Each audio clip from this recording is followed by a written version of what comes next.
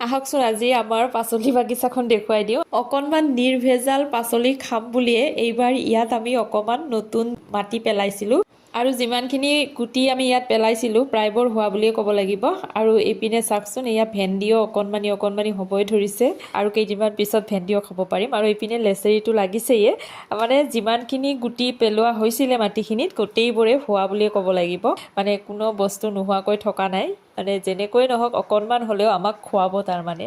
আৰু সেয়ে ভাবিলোঁ আজি আপোনালোককো দেখুৱাই দিওঁ। অৱশ্যে আমি গুটি পেলোৱাবোৰে যে হৈছে তেনেকুৱা নহয়, গুটি নেপেলোৱাকৈ নিজে নিজেও দুজোপা ৰঙালাওৰ গছো হৈছে।